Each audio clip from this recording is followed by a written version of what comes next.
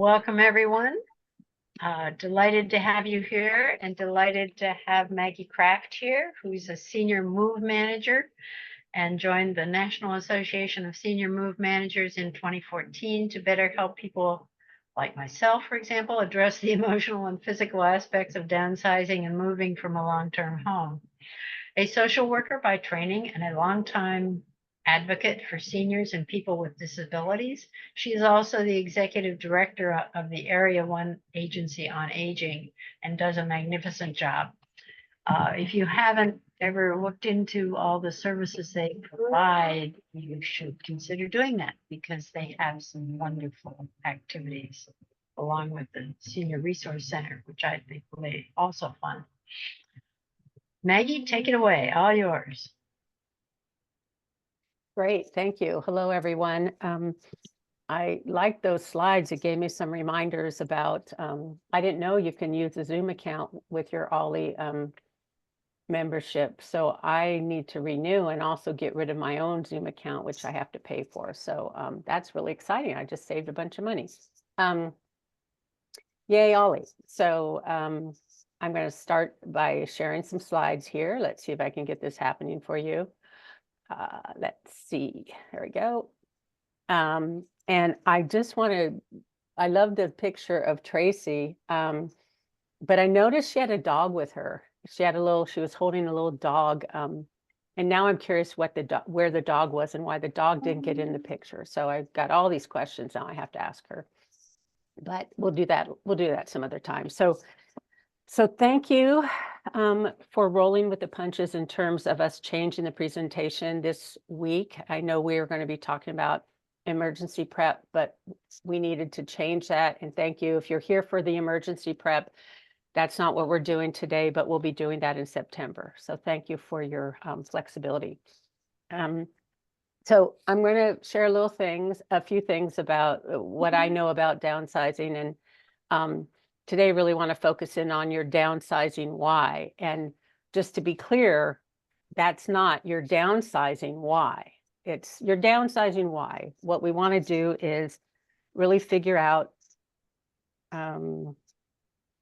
it takes a moment for it to let my slide advance. What we really want to do is figure out why you're downsizing, why you're even concerned about your stuff. You know, what's the purpose of thinking about this in your life at this point in time? Some people never worry about it. They just say, I'll leave it to my family. Some people never had a lot, so they don't worry about it. And some people spend a lot of time worrying about it, but not doing anything about it. And I think I would just encourage you at the start here is, there's lots of different ways to deal with our stuff, but worrying about it is not the best use of your time. So I sometimes encourage people, if you're not going to do anything about it, can you learn to not worry about it? Because that's an option too. I talk myself out of a lot of work by telling people, it is an option to just not deal with it, if that's a real option for you. So know that. Don't let anyone tell you what you have to do at this point in your life. But it is really important to know what your why is. Why are you doing it? So what I want us to do starting out here, if you haven't already done this, if you're thinking about your stuff in a different way, or if you have reasons, I want you to take a minute and just write down what your why is. Why do you want to downsize? And when I talk about downsizing for a minute, it's not necessarily a move related. It could just be you want to get a better handle on how much stuff you have accumulated. You may not be planning to move at all, but you might just want to live in your space differently. So what is your why? And I encourage you to make this a more positive statement rather than don't write down, I'm doing it because my friends are always bugging me to do it, or my family wants me to do it. That's not a sustainable, joy-producing why. So think about why you're doing this. What will it bring to you? What's the reason that makes you want to continue to do this?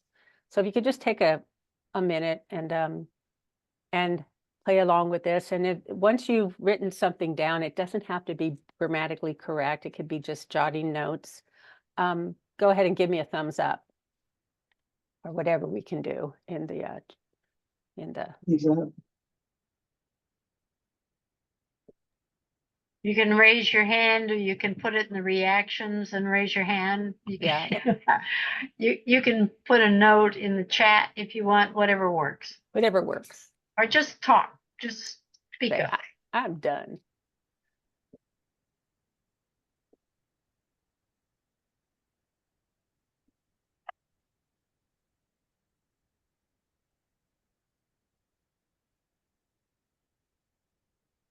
So Debbie, are you ready? Looks like we Yes. got Can you hear people me? are- Yes, we can. All right. I just saw this an email about this presentation just like about half an hour ago. So I decided it looked really interesting. I wanted to participate. So Great. Well, welcome here. yeah, thank you. My cat is sitting here next to me. She's really old and she's dying. So if she starts screaming, I'll have to ring off. But, Oh, I'm yeah, sorry. she's 24. Yeah. So I just found out a few years ago, I'm really high on the autism spectrum. I started researching it because of my daughter. So that's part of why I have issues with basically hoarding stuff. I'm also really ADHD, so I have a really hard time getting organized. But I have to do an updated special needs trust and will. So that started me thinking about like, okay, what do I do with my Philip K. Dick collection? I have this enormous collection because I'm a huge fan. So that to me is like really important because he means a lot to me, you know, and just books in general. Those are my friends. I don't have a hard time hanging out with humans.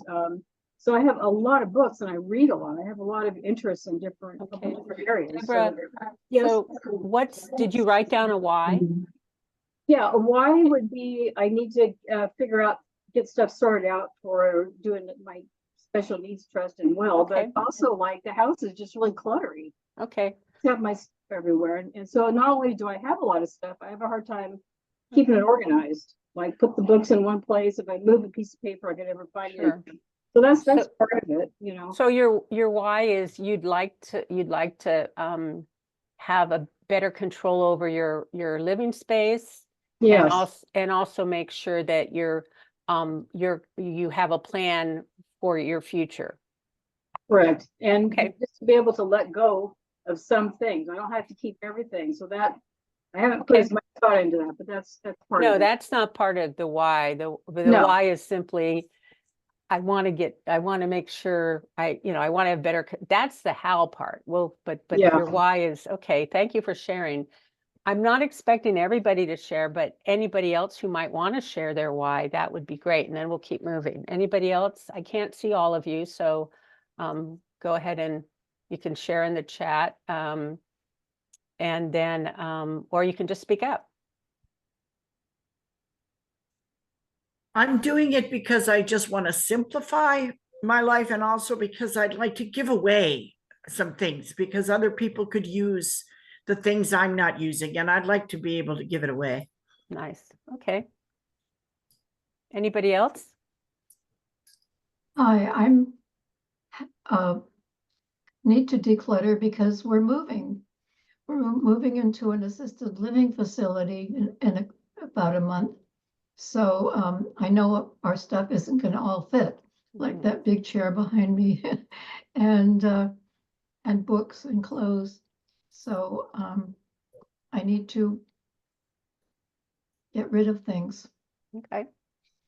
So you have a deadline. So those are three really great examples of how different people have different reasons for wanting to deal with their stuff. And that it's really important to keep track of that reason as you move forward because for you, Joellen, it's very clear you're moving. That's a real clear kind of reasoning. But for the other two, for Deborah and Beverly and anyone else, sometimes if you don't have that clear push deadline, it's easy to get kind of distracted and not work through on some of this stuff. So being able to go back to something that you can say, oh yeah, this is why I want to do this. Another thing I see you, Jane, another thing is think about not just having it done, but what will it do for the quality of your life? What will it do doing this? Because doing this for doing its sake you know, is Joellen she's planning to, in a way, improve her quality of life by moving to a place where she doesn't have to manage so much stuff. And so that, you know, that's moving to thinking forward. But think about the quality of your life and how doing this might address that. Because if it's going to make the quality of your life worse, then you have to think about whether that's worth it. Jane. Yeah, I'm doing it because I have way too much stuff. My husband passed away, and I have to go through all of this. And for 7 months, I didn't have time to file, so I have piles of things I don't want to throw away, because part of where I get the topics for the brown bag lunches is from the newspapers that I read, and I find out who's doing what. So I have way too much stuff. I have probably 9 bookcases full of books, including several of his books. I need to find, I just need to clean out, clear out, and have space to allow people to come into the house without being embarrassed. There you go. There's another great why for a lot of people. Quality of life issue. It's an aesthetic issue. It's a just too much stuff issue. Yeah. And it's somewhat depressing if you look around and you just see all this stuff. And it's very time consuming to take the time to clean it up. I mean, I focused on doing the brown bag lunch program instead of cleaning up. And now I've gotten that done for the fall. So now I can't keep putting it off. Great. So it's anxiety producing, very anxiety producing to have clutter around you. There you go. Absolutely. And it's dangerous. You might trip over it depending on what it is. Yeah. Yeah, exactly. You are coming. Yeah, Barbara, I see you. Yeah, I just would add this. Maybe this is a little different angle on things. I really don't have to, you know, declutter so much. I don't have a whole lot of things, and pretty much I know where they should go and which ones I want to get rid of. The problem is finding the places that would accept them. I don't want to leave things on the street. So that's one problem. But the other overriding issue to me is that I remember what it was like the very first time I moved as an adult from one job to another, and it required me making a move across town. I threw everything I had in the back of my car and moved in one day. That was it. And I want that feeling again. I want that feeling of freedom from stuff. Maybe that's just a almost thing that is like, it's almost a spiritual thing to me. It's just get rid of clutter, get rid of the things that are tying my ankles around, cords. And that is a really, really good feeling. I don't have to, live like an itinerant, but I want to fit into a 1-bedroom apartment and have plenty of room. So that's my goal.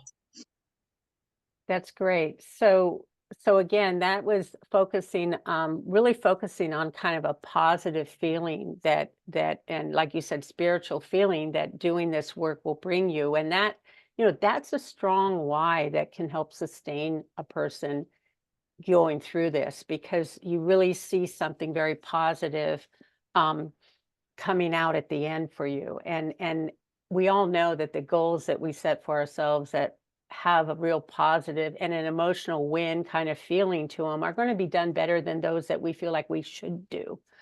Should do goals. We shouldn't have any should do goals, but we do sometimes. That's terrific. Also, as you focus on these positive goals, have people around you who are going to support your goals. If you have people around you who think, oh, that's ridiculous, you'll never be able to do that.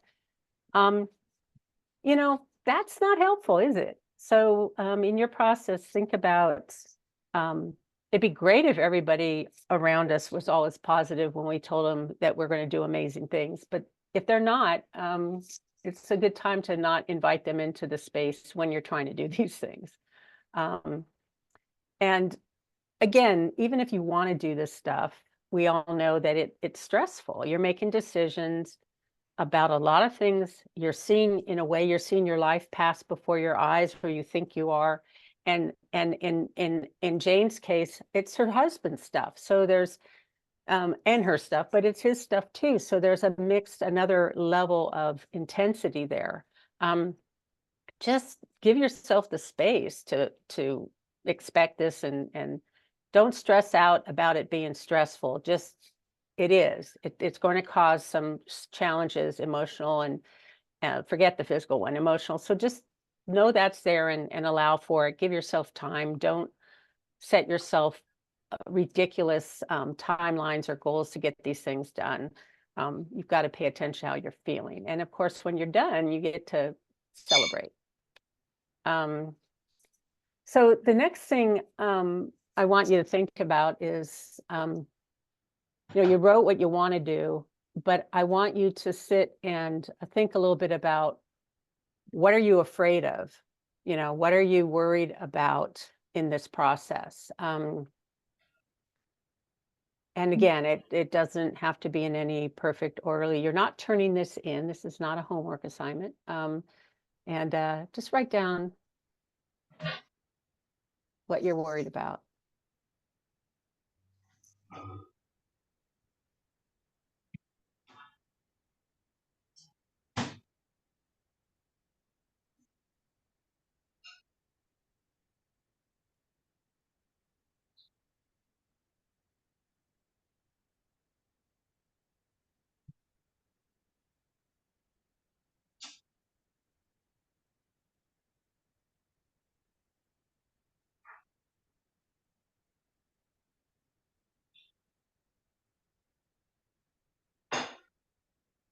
Hey, anybody, you may not have completed your list of worries, but anybody want to share any of their initial thoughts on what might come up for you when you're talking about or thinking about doing this work? Yes, off. I would like to mention that I've downsized with you a while back, and I'm in a new apartment. Mhm. I'm still doing some downsizing.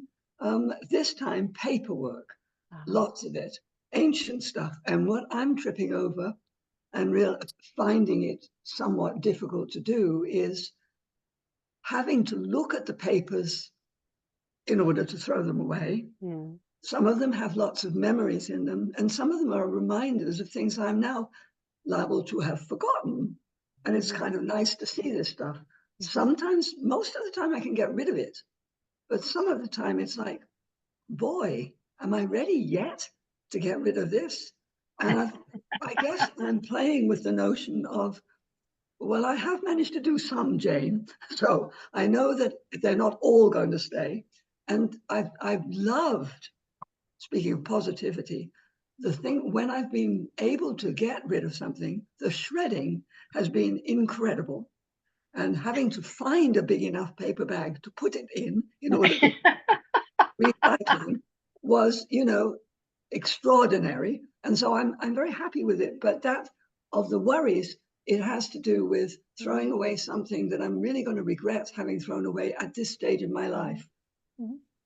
I feel that way too, by the way. I raised horses for 18 years and I had about 125 foals in the process. My husband walked out the door one day and counted 87 horses on our 80 acres. And it's like, aren't you a little overboard maybe? But the problem is I now have all these videos. And it's like, which ones do I keep? Which, fine, I threw away all the ones that were of other people's horses.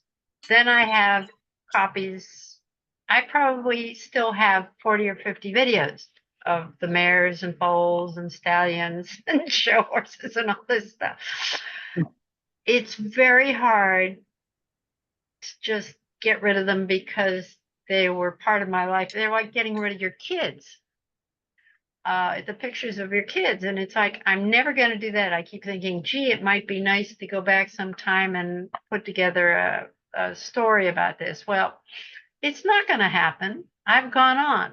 So letting it go is really, really hard. Can you digitize it? Take if they're on. Yeah, I probably and... could. I probably could and should. I just haven't even had time to deal with that. And there, That's you just know, one part. yeah, there are, first of all, there are resources, there's organizations that that do a really good job of doing that for us, so we don't have to run around and have that expertise. But I will say to both you, both Jenny, hi Jenny, and Jane, and all of you, is that it's okay to keep this stuff. It's okay to keep stuff.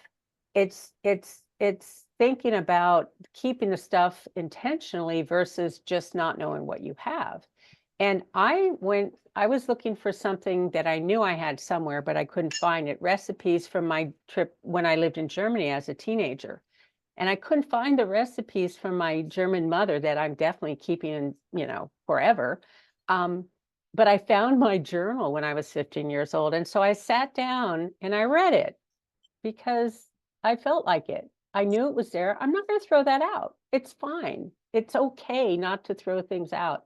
And I can't, things that you can digitize. So Jenny, if you've got a lot of paper that could be scanned and put into a smaller space, if space is a concern, then that's work that we can do that. But if it's just, you know, should I keep my memories? Of course, why not?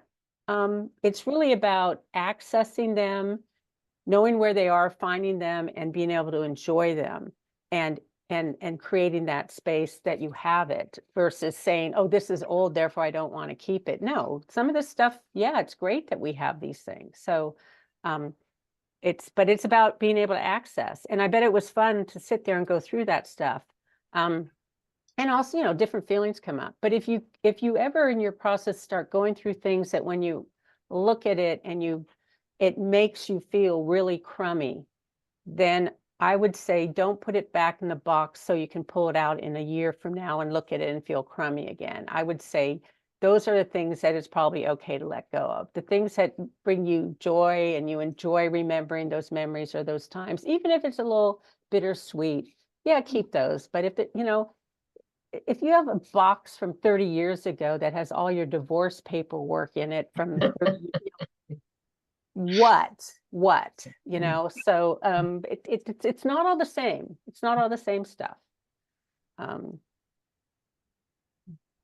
That was very helpful. That's a piece of it. There's a bunch of stuff that's clearly dead and it's over with. Yeah. What I did think, though, I didn't digitize it, but I did realize that I actually needed to be sure the actual dates of all of these things, actually, I still have. And I wasn't sure that I had them. So that's one of those things that it feels like the process takes a lot of time, because it's like, God, do I really want to look for that now? Yeah. And I don't. But Right. I know that if I do that, then I can throw the other stuff away, and it really is gone. There's no reason for me to keep it at all. Sure. It's helpful to look at it in small parts. Yes.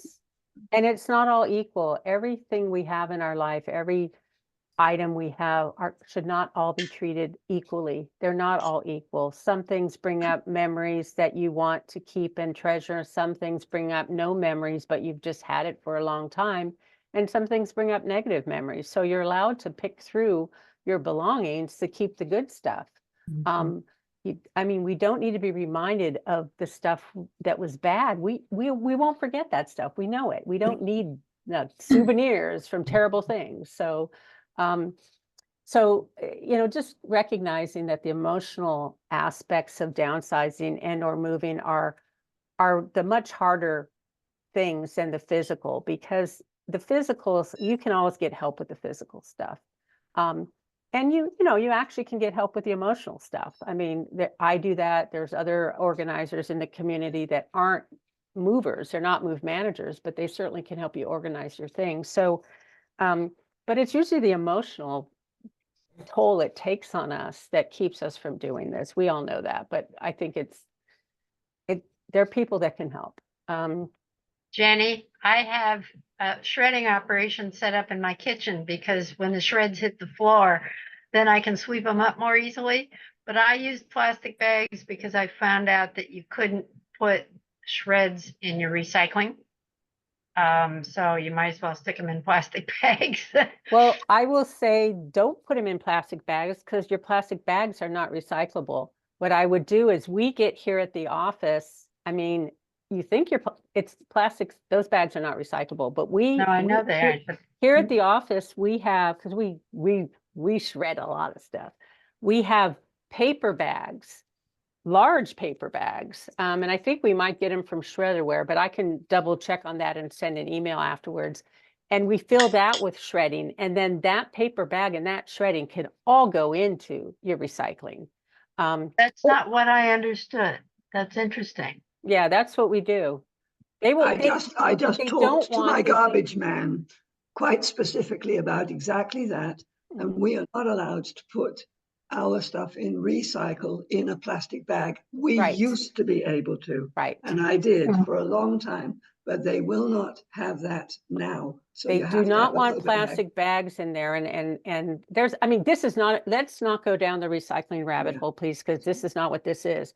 I'm Yeah. just saying that if you put your paper shredding into a paper bag, it is recyclable. That's all I'm saying.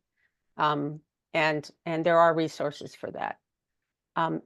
Also, if you know anyone with a garden or an outdoor space, it's great mulch. So you can pass it along. So when you're ready to start, where do you start? I mean, and again, some of this is more related to people who are trying to really clean out the whole house so they can move. But you could do this adapted for your own use in your own space. It's like walk around your house, look at your space. Where are there rooms that you really don't like to go into? You know, and just make some notes about places that feel easier or harder to work with. And some of you, it may not be like, I know Jenny doesn't, it's not because she moved and she's organized. So it's like her for it's boxes of papers that are not the whole room. But if it's a whole room, you know, just identify those spaces that seem easier, that you could go, oh yeah, you know, I could probably do this, or whoa, this would be really hard for me. And kind of think about what's the more emotional charge space, or items, because I will encourage you not to attack those harder things first. I want you to score some easy wins. I want you to do things that are less emotionally charged, because that wears you out emotionally. You're building up your skills. So don't start with the garage if it's full and you haven't done anything in there forever. And for some of you, I would even say don't start with your junk drawer, because the junk drawer is like a mini garage in that even though the items are all small, you have to decide about each item. And that's a lot of decisions you're making. And for those of us who get tired by making decisions, you will have gone through a junk drawer and feel exhausted and only gotten rid of 10 things. So think about, you know, easy wins first, and easier spaces of things. Like maybe it's, Barbara, could you mute yourself? Thank you. Some of us, you know, we hold on to clothes even though they're out of season, because we know it will come back, you know how fashion is. Boy, if we all had our clothes from the 60s, right? Or, you know, maybe I'm going to lose those 5 pounds or 20 pounds or 30, whatever. There's reasons, but think about, you know, I'm not really emotionally attached to my clothes. So for me, if I can't wear it, you know, that's an easy area for me. And we all accumulate more in that process. So find those easy spots. The other thing, you cannot successfully downsize if you are still buying more non-consumable stuff. I mean, please keep eating. Please keep buying food. Please keep buying your animals their food. But if you continue to go out and are continuing to buy more stuff and bring in more stuff than you are removing from your home, you will never be able to do this. Very often, you have to make a deal with yourself to go on a shopping hiatus, especially if you tend to be not a compulsive shopper, but that you see something, you buy it because, hey, it's cool. I mean, and what I do is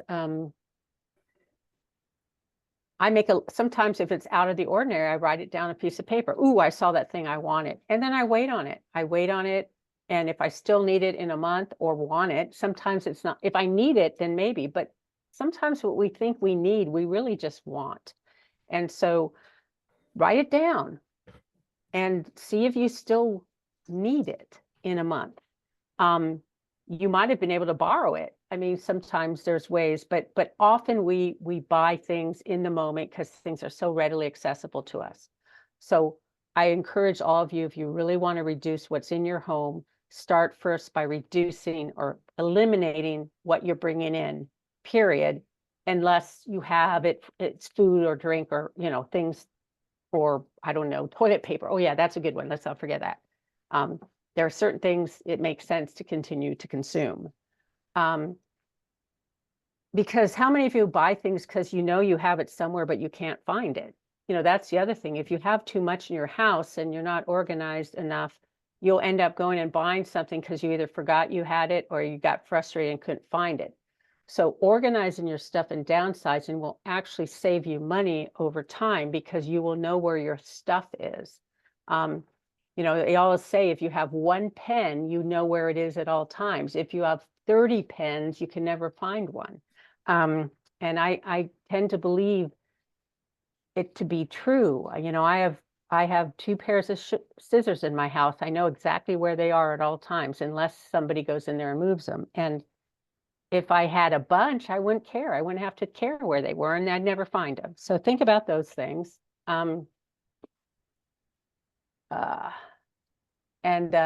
This is, I don't know if you all know who William Morris was. He was, during the arts and crafts era, he created beautiful, he produced wallpaper, textiles, carpets, tapestries. He also wrote books. He wrote, and he was a socialist, was involved with the different movements at different times. But he said this, you know, he really believed everything we have in our home should be useful. And he thought that useful things could also be beautiful. That, in other words, we don't just, you know, that everything can be beautiful. But what he said was, have nothing in your houses that you do not know to be useful or believe to be beautiful. And I really like this, but I would add, this is me adding to it, that if you know something is useful, then you should be using it or passing it on. And if you know it is beautiful, you should be displaying it or passing it on. Beautiful things shouldn't be hidden in boxes. You know, beautiful dishware, that things, your special stuff should not be saved for one day out of the year. Use your stuff, enjoy your stuff. And if you're not enjoying it, I know one of you said you'd like to be able to get some of your stuff out to other people, you know, that you're not using it more and it sits in your house unused. And I think, Beverly, that was you. One of your goals was like, I have things other people can use. I don't need them here not being used. And that fits right into this philosophy of, you know, use it or pass it on. And I just keep this in my head. You know, I look at my stuff, I'm like, is it beautiful? Do I enjoy looking at it? Is it useful and beautiful? That's a double whammy. But if it's not beautiful, it better heck be useful if I'm keeping it around. Why do I have ugly things that I'm looking at? You know, so I really try to keep to that. So we all know about the whole reduce, reuse, recycle kind of thing in terms of stuff that we don't want anymore, or in terms of like garbage, you know, and it's like, and many of us in our society are hooked on that whole recycle thing, almost like, well, if I can recycle it, then I can buy it. You know, as long as I can put it in my recycling, it's okay to buy. But the reality is we should first be focusing on reducing consumption, and then we should be focusing on reusing things. So getting things that we can use more than once. And recycle is supposed to be for all that stuff that you just had to buy but can't reuse. But we tend to put recycling first in our lives and say, well, as long as I can recycle it, it's okay. Well, first of all, we're back to recycling again. But first of all, not everything we think we can recycle gets recycled. And it has to have a market for them to actually use it. Most of what we recycle, unfortunately, ends up in a landfill still, or it ends up in the ocean if there's no market to take that recycling and make something new out of it. So we're always better off reducing what we're purchasing things that are reusable, like in glass containers versus plastic containers. But as it applies to this kind of downsizing, some ideas, again, to reduce, I mentioned limiting purchases, also limiting large mail order items. So Amazon's got you because they say if you have Amazon Prime, you never pay for shipping, right? But if you also order a certain amount of stuff without Amazon Prime, you don't pay for shipping either. It's when you want it right now. So people pay extra for Amazon Prime when they could potentially just hang out and wait until their shopping cart was full. Just like when we go to the grocery store, are you going to buy eggs one day and the next day you go buy something else? No, you kind of buy this. So, but again, buying local is even better. But if you have to buy via mail, recognize that not the deals that are being offered to have you buy more are forcing you to buy more when you may not really need more. Costco is also infamous for this. There's certain things we should never buy at Costco, and certain things it's okay to buy at Costco. It's like, consider the space you have at home, and your house can look very cluttered if you buy everything from Costco. You don't have to be a hoarder to look like one if you're buying all these big things from Costco. So just be realistic. I talked about the 30-day waiting list. If you really tend to be buying things I don't want to say compulsively, but it's not compulsively, but not obsessively. It's like, yeah, I guess it's compulsively. If you just go, you see something, want it, leave your credit cards at home. That's a super easy thing to do. The other thing in terms of your home, these are some things I try to do every day. Open and sort my mail every day. I don't let my mail stack up. I make decisions about it every single day. I open it and I sort it. I recently just put myself on those do not call, do not mail lists because it lasts for 5 years if you do it. But if you send something in, it lasts for longer. And I don't know who these people calling me are because I don't ask them, but at least you can minimize some of your mail. Borrow things from friends instead of buying them, especially if you only use them occasionally. And I really strongly encourage you, especially if you're getting a lot of mail that has calendars and the people, the large not corporations, the large nonprofits around the country that are sending you your labels, your address labels and all this stuff. They're doing that because they got your name off a list. The primary places they get those are large nonprofits out of the area. I can tell you that local nonprofits, none of us sell our mailing list. We don't want anyone else to have your name. We want to keep your name to ourselves. So if you cut back on giving to national organizations or make it very clear to them that you will stop giving to them if they sell your address. And magazines are another place where they get addresses. So stop consumption of paper magazines. Again, they build up. We get magazines and you feel bad about recycling them because it's paper. So what do? You stack them up and keep them at home. You can read everything you ever need to read online anymore. So think about those things. And sometimes you just use something that will be good enough. My typing got weird on that. Good enough for the job. Be creative. Like, for example, I have a very small coffee pot. It's a small 4-cup serving, whatever. And the basket's tiny. And I've never found the right, paper things to put in there. I just pull out a section of my paper towels, the smaller section. I fold it and I put it in there. And I started doing that like 5 years ago and never looked back. It's just like, okay. So I mean, just be creative with what you have on, if you don't have a funnel, there's ways to use paper to funnel things. Now, if you need a funnel every day of the week, then maybe you should buy one. But if you need it once in a blue moon, why have 5? You could buy sets, right? But then now you have 5 funnels and you use them once in a blue moon. So reduce what you're bringing in.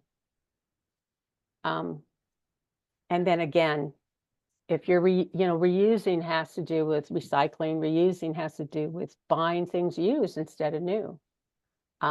A lot of stuff, we have great places locally to buy used things at a lower cost, and it's out of we're supporting a local nonprofit. They kept it out of the landfill. Now we're keeping it out of the landfill. It's cheaper.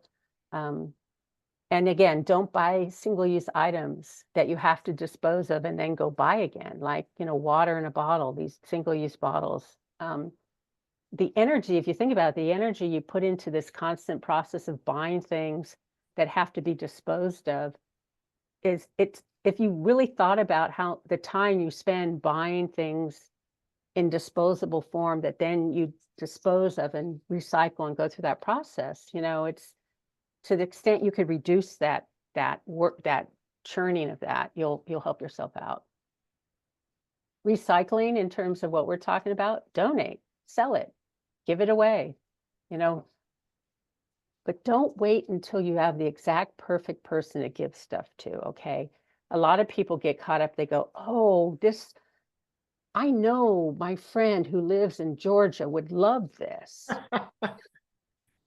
Yeah, she would, but she lives in Georgia. I've seen people have stuff in the house. Oh, those were Christmas presents for my nephew. I said, oh, where does he live? Well, he's up in Montana. Well, why don't you send it to him? And, oh, well, that was when he was 10. He's 20 now. What? And you laugh, but these things get away from us. So it's okay to say, gee, I failed as an aunt. I did not send this present to this kid in time. Move on. Don't have it in the house as a constant reminder that you're 10 years late. Moving on. Again, proper recycling and disposal. One of you, I think, Barbara, you said about not wanting to put things on the street. And I really want to stress that and this happens in Arcata, if you are going to put something out on the street to see if somebody wants it, be responsible for that and bring the stuff in that nobody took and put it away overnight or whatever, so that and then eventually dispose of it. Some stuff people take, some stuff they never take, but don't just because you think they're taking it. But as my friend Alex Stillman pointed out, the city goes around and pays city staff time to pick up that stuff that's been out there a while. So you're really not, it's not really somebody picking it up and using it. It's a city paying people to go and remove it so their streets don't look like crap. So I put stuff out, but I pull it in overnight. I don't leave it out, and then I dispose of what nobody wants. And I think it is good for people who might see something they need. People who hoard, they're going to see that pile as a treasure trove, and they may take things they do not need. So if you don't want to support that, then don't put it on the street. Just dispose of it, donate it. But if you're putting it out there, bring it back in. It's really great. You have stuff that other people who are just starting their lives out could really benefit from having.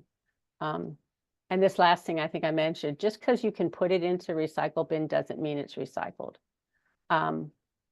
So be cognizant of what the recycling rules are in your community, but also know that just because we can recycle it and they tell you, yes, it's okay, doesn't mean that it goes someplace useful afterwards. Can I ask you a question? Sure, Beverly. Is there any kind of a place we can go to that will give us a list of thrift stores and what kind of donations they'll take?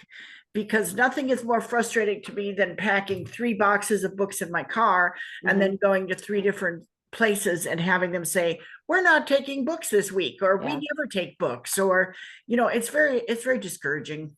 It is. And, I will tell you, before I started this work, that was the least fun part of downsizing and controlling our own stuff. But now that I do this work, because I do it, I have more patience for it. And it changes all the time. They do change.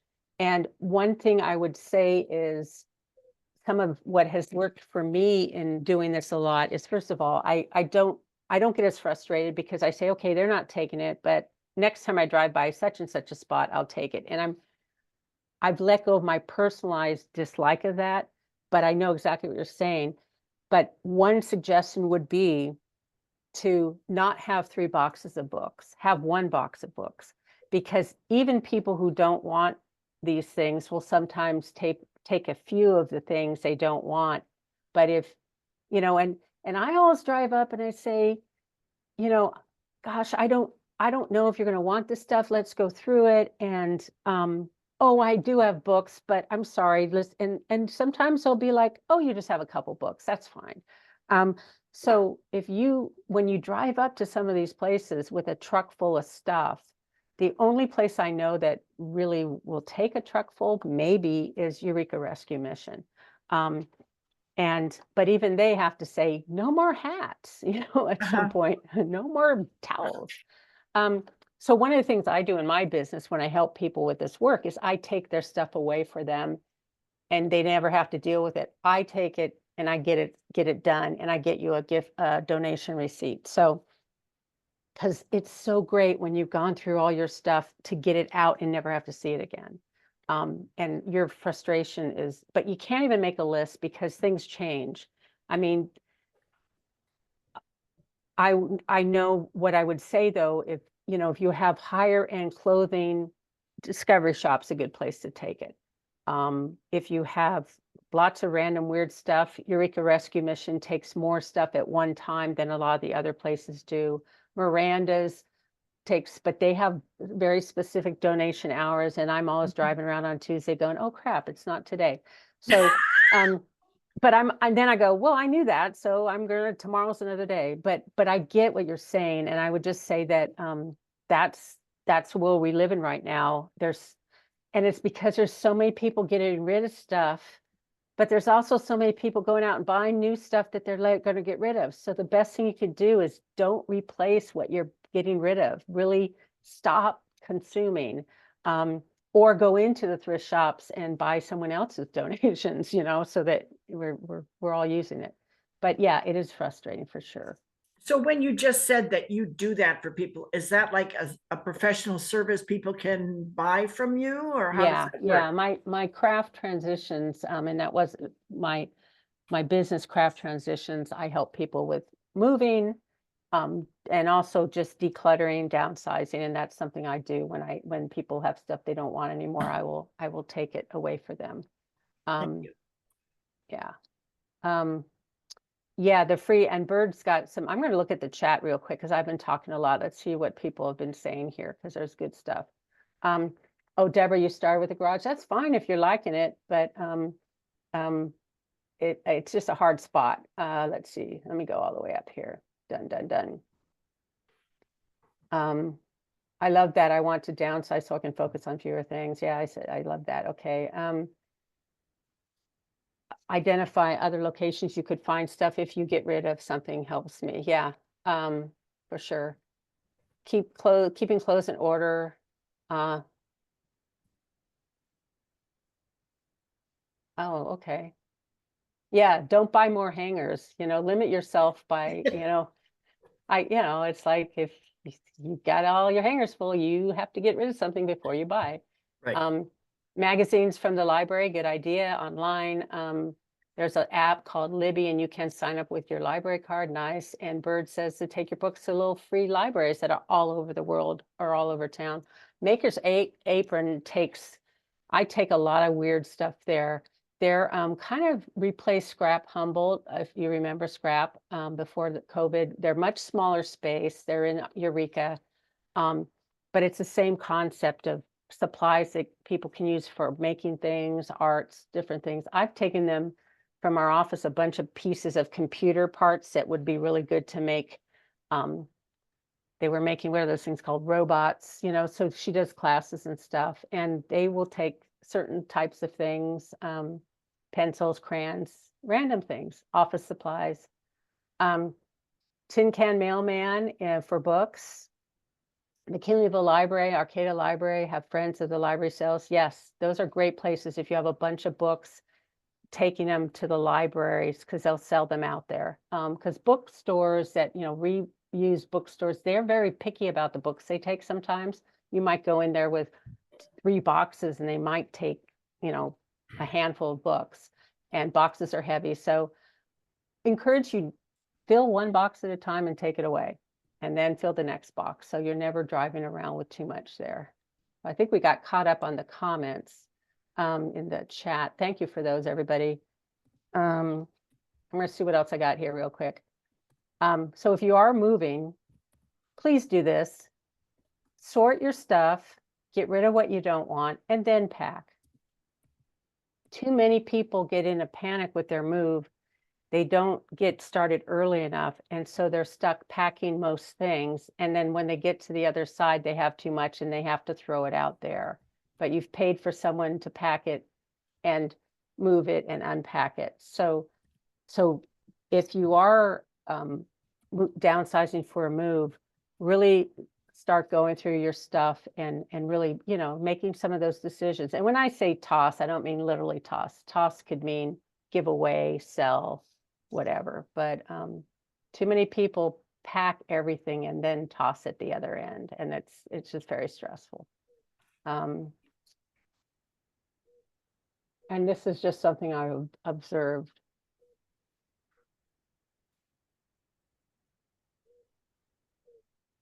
People often are moving too quickly. If you're downsizing for a move, if the move's happening anywhere in the next year, you should be working on this already. Certainly if the move is happening within the next couple months, definitely be working on it, and get the help you need. Because that way you don't have to do it all at once. I like to do 2-hour sessions starting out with people, because that's all the brain power people have in terms of decision making. And then we build up, maybe toward the end, we'll build up to a 3-hour or 4-hour session. And of course, on a move day, it's crazy, but you want to take your time to get this done. So where do things go? Before we talk about where things go, we talked about this a little earlier. Your items are not memories. Your memories are memories. The items are stuff. And so when you think about what you're keeping and why, just remember, like my entire, everything I own, except for my cats, but they own me, so they don't count. But everything I own in my house, if it burned down tomorrow, I would still have all the memories. My parents have died. I'll never forget them. It's just not going to happen unless I develop a brain impairment where I can't remember. But chances are I'll remember them longer than I'll remember what I ate yesterday. So just remember, these things are things, and you are transcendent. And eventually, you know, we're all going to transcend our things. We're going to go far beyond without them. So it's hard, but remember. So we've talked about some of the ideas of what you do with stuff. I mean, and again, some of this is about cost benefit, okay? There are online auctions, there are traditional auctions. You can consign things. You can, there's people, independent dealers who will buy your antiques. There's different vendors. There's online stuff. You could get someone do an estate sale. You can do a yard sale. You can give it away to people, local neighborhood listservs. You can leave it for the purchaser of the home if they want it. You can make a donation, and then you can, you know, maybe it has to go away permanently. It's not used by anybody. But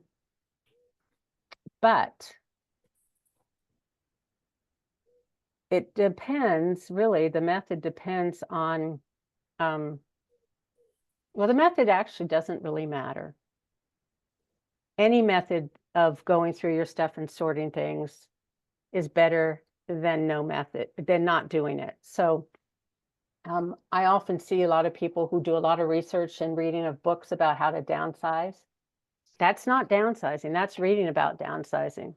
And I mean, I've done it because I do this for work, and I enjoy learning more tools I can bring to people, but you just need to do it. And again, so start slow. If this is not your wheelhouse and it's hard, just give yourself, say 15 minutes a day. I'm going to just do something that is reducing or it's organizing my stuff or reducing my stuff or helping me know what I have so I can make decisions.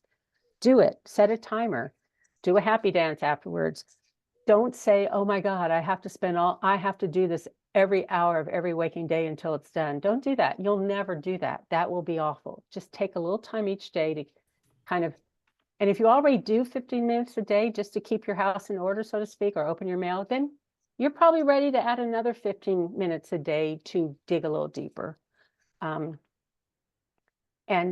here's one sample method. I'll give you some samples. This 4-box method is like, you're going to put stuff in one place that you're going to keep because you use it. And when I say box, look at your house as a box. So it's like, if you're keeping it, you don't keep it in a box because you put it where you can easily access it. But if you're going through a space like your garage, where there's stuff in there you haven't been in touch with for a while, then you would do this. You'd say, oh, that's where that is. I was looking for that. I'm keeping this because I know I'm going to use it. Boom, that goes over here.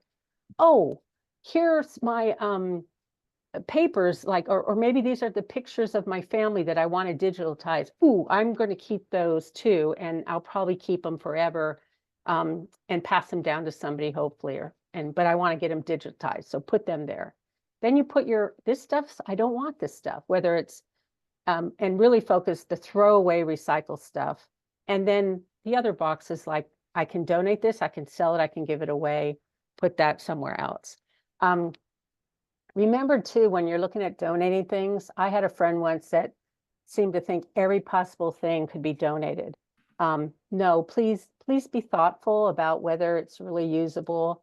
And that if somebody brought this into your store to sell, would you be offended? So, be thoughtful about what you're giving to nonprofits to sell, because they spend a lot of money throwing things out that we gave them that we should never have given them, that we just didn't want to pay for the disposal ourselves. So be thoughtful about that. They lose money when they have to throw out our garbage for us. This method I want to share, not because I think any of you should ever do it, but because it's hilarious. I watched different minimalist stuff, and this one guy, what he did is he packed up everything he owned. Okay, he packed it up. He wasn't moving. He lived where he lived, but he packed everything up that he owned, put it in boxes in the corner, or well, in the room. And then every time he needed what he needed, he went and got it out of the box. He pulled it out. So, oh, I need my blender. Pulls the blender out of the box. Okay, now it's out of the box. And he did this for a while, and then discerned that after a few months, I don't know how long he did it, that everything in those boxes still is stuff I haven't used.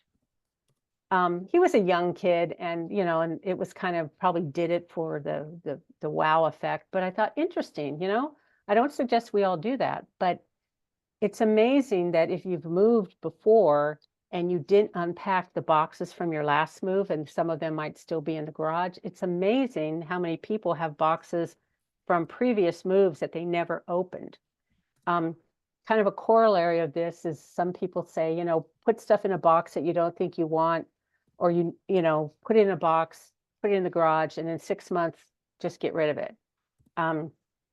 The idea that you haven't wanted it or used it in that period of time, you probably won't need it still. Does anybody feel like they want to do this extreme pack it up?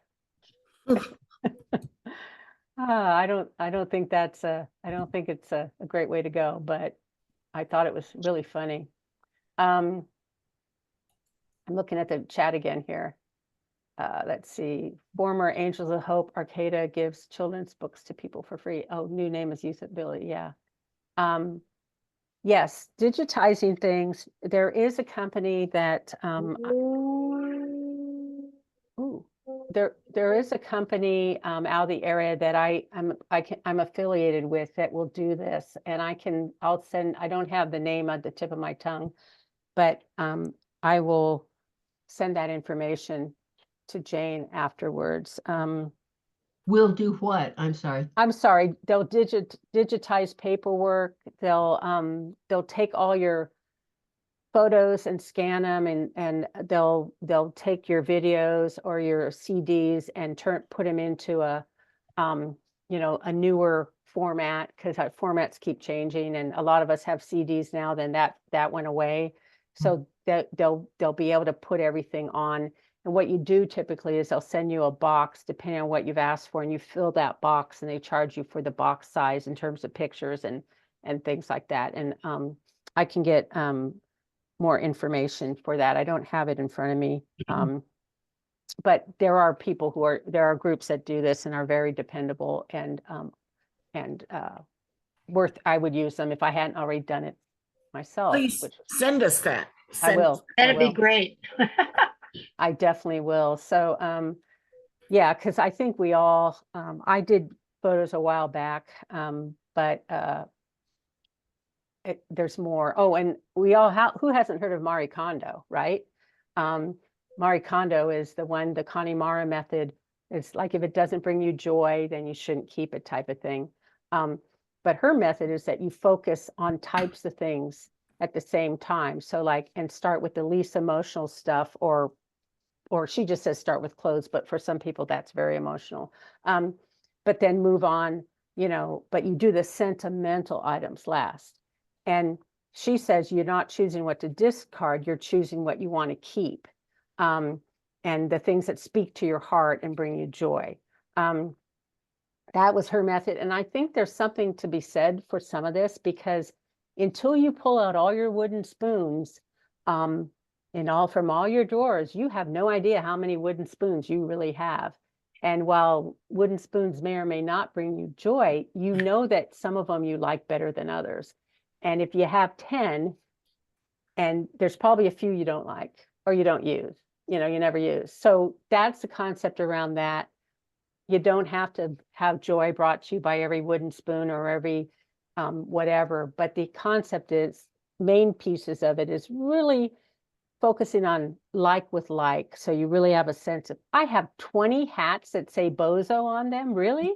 You can, but if they're all over your house, you don't know. So, that's the idea with this, bring it all together. And then the other idea is just really, why are you keeping stuff that doesn't make you happy? And then of course the piece of, you're supposed to thank the item, this, you served me well, but I don't need you in my life anymore, and then pass it on. So that, now the thing you need to know about her is she's had 3 children since she wrote these books, and she now recognizes that it's a heck of a lot harder to keep your house in order when you have kids. But the concepts are still good. So if you're moving and you can pack something already and you're moving 6 months from now, does that mean you should pack it? Or does it mean that you may not really need it? So be thinking, if you start packing your stuff 6 months before a move, think about whether that's a real useful item or not for you. So one of the slides I showed you about was out of order a little bit, about where all the different places you can get rid of, donate, sell, have yard sales and stuff. That slide was supposed to be with this, which is, before you go down that trail of trying to make money off the stuff you're getting rid of, do a bit of a reality check. You got to know the value of what you're selling, and the value of what you're selling is entirely dependent on what the market is willing to pay for that item. And locally, it's more challenging because we don't have a very big market. So if you have something super worth millions or worth lots of money, you might not be able to get that in this market. You might need to find the San Francisco or a bigger market to sell those things. And if you're using a local option, like one of these auction houses or a state salespeople, go to some of their sales and see how they roll. See if you like their business model. They will get more money for your items than you will likely get at your own yard sale. Because they need to make money too, but they take about 40% right now. They do all the work, but they take 40%. So they don't want that 40% to be 40% of a dime. They want that 40%, but they need to make their money. So if you don't have a lot of stuff, that's not going to be a great answer for you. And before you start thinking about whether it's worth a lot, or whether you better keep it because you spent a lot of money on it, think about, did you buy it to use it or was it an investment? If you bought it to use it and you've spent the last 20 years using it, you got your money's worth, right? It'd be nice. You're never going to sell that item, especially furniture, for, unless it was, well, there's furniture that you could, but average stuff we have, you got your investment back. Don't get greedy and try to, you know, or put yourself in a position of thinking that you can make as much back. Or I spent so much on that bedroom set. Well, you know, people may not want the bedroom set anymore. So, but you slept in it, you used it. So don't confuse daily life items with investments. Now, if you have a lot of art that, you know, with artists that have, you know, might be famous, might be noteworthy, that's a different thing. You bought it as to enjoy in your daily life, but it's also kind of an investment potentially. But don't mix up different things with that, because what you'll do when you do this, you'll say, oh, I can't get rid of that. That's worth too much. And then you won't move the next step to deal with it. You'll keep it even though it's not serving you. And you'll just think, oh, there's money in this. So be sensible about your thought process with that. Yes, Allie. I was just going to say, I just closed 2 large estates, not by preference. One of them was very complicated, out of state. Mm. The thing that I always ran up against is the time involvement in distributing and where you were going to sell or donate or whatever. And Montana is quite a different quite a different ball game than California. But you know, yes, there were things that had value, but it would have taken me so long to get it to where it needed to get that value. Was it worth it? So right, that's a consideration too. Thank you for sharing that experience, because that's what a lot of people are finding as they're dealing with estates, is that, yeah, I mean, if you had all the time in the world and all the interest in the world of doing what she had to do, there would be money involved, but would it balance out with all the time you spent, you know, and all the effort, and is that where you want to spend your life? Or do you want to move back to your life? Because, you know, settling someone else's estate is not really your life. That's something you've been asked to do, and it takes a lot of time and energy. 2.5 years. I have a friend who has done that for her mom, her brother, and yeah, I only want to settle estates for family members who have nothing. Okay, that's what I want. Go faster. Who said what? What did you say? Take yours? I said, good luck. I didn't even want this one. Oh, I know. No. So again, this is what you're talking about, the effort. Is it worth it? You know, auctions, they like a minimum amount of stuff, you know, and estate sales. And do you have the time? Do you want to do this? I mean, every yard sale I've ever done, I've done it for my personal amusement, not to make money, because I find them a hilarious events, and be able to see what people do and what they think in a public setting buying. I just find them hilarious, but it's not a moneymaker. So, and then again, this is more just about be realistic. And if you make a donation, it will help others, and you can take the tax write-off. Maybe that can help you. And again, like we said before, letting other people use things is almost always better than storing things. Especially if you have to store it in a storage unit. None of us should have storage units unless it's a temporary situation. They're not functional. That means you have too much stuff that you're not dealing with. So that would be, and think of the money you would save by not paying that monthly storage fee. So now I'm going to go through some questions real quick that you can just use to, and use to kind of trigger you to make decisions. If you're like, I don't know what to do, ask yourself some questions. Do I really need this? Why do I need it? Don't just say, yes, I need it. Why do I need it? It's easy to say, yeah, sure, I need everything. Why? Do I use it? Am I going to use it? When was the last time I used it? And what is the worst thing that can happen if I get rid of it and need it later? often it's suggested that you figure out how much you'd be willing to spend on that item if you had to buy it again. And if that is a doable amount for you, then, and you very rarely use it, then it might be worth passing it on, especially if space or clutter is a consideration. The worst thing that could happen if you get rid of it and you need it later is you go buy it again. Now, for some of us, we can't afford that. So, whoops. So you might say, well, I can get it for less than 10 bucks. I can get rid of it. But if it costs more than 10 bucks, I can't afford to get rid of it, whatever it is. But have that conscious conversation with yourself and don't just say, oh, I might need it later. But say, well, what's the worst thing that happens if I get rid of this now and I need it later? What's going to happen? Am I going to die, or am I going to go ask someone or borrow it or buy it? Because we tend to make things just seem, oh no, if I give this away and don't have it, then what's going to happen? Well, actually, probably nothing. You'll live on. You'll figure it out. But set those parameters for yourself, because they're different for all of us depending on how much money we think we have to spend on that. But if you don't have that conversation with yourself, then you're going to go run out and buy it, or you're not going to ever get rid of it when you are never going to use it. A lot of people have challenges with old hobbies that they can't really do anymore. They think if they're giving up an old hobby of their younger active self, that somehow they're losing a part of themselves. And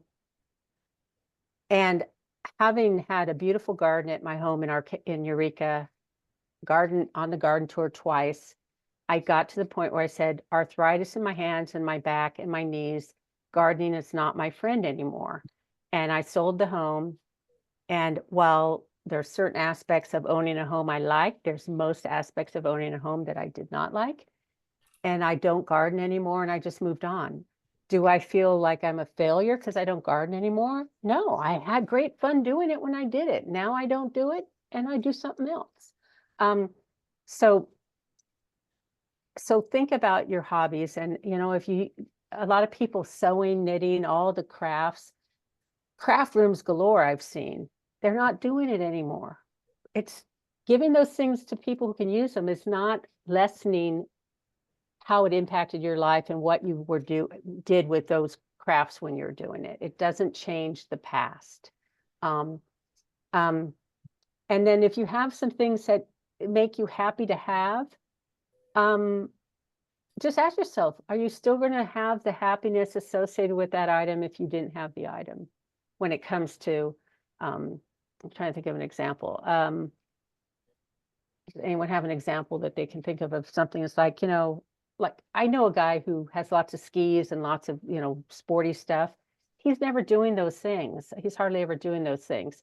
It would make him happy to go ski, but having the item and not going to ski, that doesn't really benefit him one way. I mean, he doesn't get anything for that. So at some point it might be like, well, maybe someone else can use these skis. So look at your hobbies and we change. It's okay to have a different hobby or not to do an old hobby. It doesn't mitigate or lessen that hobby in your life, the historical fact of it. I have my husband's train collection of about 50 or 60 train engines and cars, which I'm going to have a mover come and pack up and send to my grandson who loves trains. That's beautiful. That's beautiful. The only way I know how to deal with it, because I'm not willing to. Well, and that's beautiful because you found someone who would enjoy it in the family, and that becomes an heirloom. If not, somebody would have found a way to, you could have sold it. Somebody would have found value in it, but that's a beautiful way. And again, we talked a little bit about joyful, the Marie Kondo kind of things. And William Morris about, is it beautiful? Am I using it? Will I display it? Nothing sadder than beautiful items that are utilitarian, like beautiful dishes or glasses that we say, oh, we just use those for special times. I finally convinced my mother, and if I were home right now, I'd show you the glass, but I convinced her, it's like, Mom, these beautiful red glasses, we should drink milk out of them when we eat our strawberry shortcake. Why? What are we saving them for? And she finally, would start. So every once in a while, I'd bring her a glass of eggnog in, you know, in that red, and she gets so happy because she's like, oh, we're using these. It's like, of course, you know, yeah. And if we break one, we have one fewer, but you know, and so think about it and really, really take advantage of the stuff you own that you love and cherish, and get the clutter out of the way so you can, you know, it's kind of like if everything's important, then nothing's important. And if we put equal value on everything around us, then it's not valuable at all. So you're curating your life at this point, curate your stuff. Those of you who have art, like Bird here, she knows exactly what I'm talking about. Bird has a wonderful art collection, and she can't put it all up at once, so she curates it, you know, and she enjoys it. And I would never suggest somebody get rid of an art collection, but enjoy it and, you know, rotate it, just like the museums do, right? What else do I have? You might want to write down the things that you are giving away, selling, or tossing. When I say tossing, I don't literally mean that. Because that way you'll remember later. Take pictures. Pictures are great. And then if you put those pictures in the cloud somewhere and you say, this is the file with the stuff I gave away, maybe who I gave it to, this is the file stuff I sold, because we forget. And the worst thing you could do is then go blame somebody for doing something, or telling, you know, it's easy in doing this to forget who you might have given something to, or that you meant to give it to them, or you actually meant to give it away, but you thought you were going to give it to them, and now everyone's going crazy. So I would just Donated. Pardon that? I keep stuff that I donate because then I don't try to find it. Yeah, that's a real good one. I swear I had this. So again, pesky leftovers, be responsible. We talked about this a little bit. I did the caveat already. There's places to take our toxic items. There's places to give away things for free. We talked about shredding a little bit. That's important. Not everything with your name on it needs to be shredded, which is, but you know, if you have it available and can do it, but if you're starting to stack up piles of things that need to be shredded, I suggest strongly that you talk to ShredAware and just get it all done and out of your home, because piles of paper are the most demoralizing thing that we live with sometimes in our spaces. You know, that pile of paper that I'm going to get to, and you know, on a sunny Saturday, you're not going to get to it. You know, if you want to shred it, just call ShredAware. They can bring you a container. You pay by the size of container. Just get it, move on. I would recommend that. Okay, so whatever your ultimate why is, you wrote it down, and I encourage you to get started so that you have the time to do this without as much stress. The longer you wait, if you have a deadline, the more stressful it will be. The caveat to that is, I strongly believe that as we get older, we have less time on the planet. We don't know how long we have, but we've all been like beating the odds, right? The older we get, the more we're beating the odds. If you don't want to do this, what will happen if you don't? And when I say what will happen when you don't, I don't mean during your life, because we know that will have repercussions on your life now. But the final, like, if you don't do it and then you die, what will happen to the stuff? Will they bring you back to life and say you can't leave until you deal with this? So I'm not suggesting we leave anything for our family or friends to deal with. But what I am suggesting is, if it's too stressful for you to do it yourself, find another plan, come up with another plan.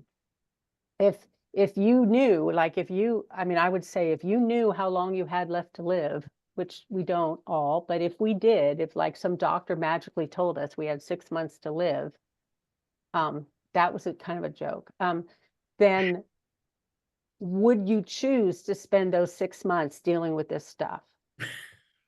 And I mean, you might choose to deal with some of it. You might say, well, there's stuff I love here that I want to make sure I give to my friends. And you would probably put a lot of energy into that at that moment because you were highly motivated to do it because you knew you had 6 months to live. But I think I don't want to see anybody make this the rest of their life, is my point. Unless that's really what you exactly want to do because you know it will make your life better. If doing all this will not make your life appreciably better or meet your goals, then don't beat yourself up about not doing it as often as you think you should. This is not a should thing. So a balance is really important. My mom was always every time I came before she died, she's like, we should go through my closet. I go, Mom, why? And she goes, well, there's stuff in there I don't wear. And I open her closet. I go, yeah, there might be, but guess what? It all fits. It fits in the closet. You don't have stuff everywhere. It fits. Don't worry about it, Mom. I will take care of it. It's no big deal. Don't worry about it. Well, I don't want you to, Mom, it's a closet. I can do it. Let's go have some ice cream. Let's go do something else, so you got to balance this. And I think that's all I have. That's a lot. That's wonderful. Yes. Can you make this presentation available? Can you send it out, or are you willing to? Yeah, there's nothing there's nothing trademarked in here that I must somehow control. Yeah, I can do that. Yeah, I will send it to you. Well, I That'd sent be it to great. you, And if actually. anybody wants it, please email me at janepwoodward@aol.com. And Jane, I'd send it to you right before the presentation, so you actually have it. Oh, okay. I didn't Yeah, see you it. didn't, you literally right before, so you wouldn't have seen it. And then Jane, I will send you the digital resource company. That the nice thing about this company, I'm just starting to work with them, and they have set it up so that if I refer people to them, you guys can get a discount. So I haven't done it yet, but if people are interested in that digital stuff, we can definitely get it done and have you get a little bit of a discount off the cost. Yay. That's great. So I'll get that information out, Jane, to you, and I guess you can share it with everybody. Well, this has been extremely helpful, at least to me already. So I Good. hope it is. Thank I you. presume it is to everybody else. Good. And I want to let you all know that we have one final brown bag lunch for this session on next Monday, and it's about extraordinary healing experiences by prescription with Dr. Michael Fratkin and Dr. Carrie Griffin, who will explore and describe the current state of psychedelic assisted therapy as it relates to the facilitation of healing for people suffering from a variety of mental health conditions and the challenges of navigating serious illness and approaching death. I don't know how many I had Dr. Fracton come and speak to OLLI years ago when he had Resolution Care. He's fantastic. So I think you'll find this very, very interesting. The use of psychedelics for mental health purposes or preliminary to passing, which has been shown to help people a great deal, is something you might enjoy. I told him, I said, I want to try this. Thanks. They're using ketamine, which is an anesthetic and also a drug that kids use to explore. But anyway, it's better to use such things in a therapeutic session basically. So thank you ever so much, Maggie. That was wonderful. You bet. Thank My you. pleasure. Thank you. We'll look forward to seeing you all. Take care. Thank you. Hey, Jane, I want to tell you, you're talking about ketamine. The friend I was referring to earlier when we were talking about attorneys who went to law school, but then felt it was in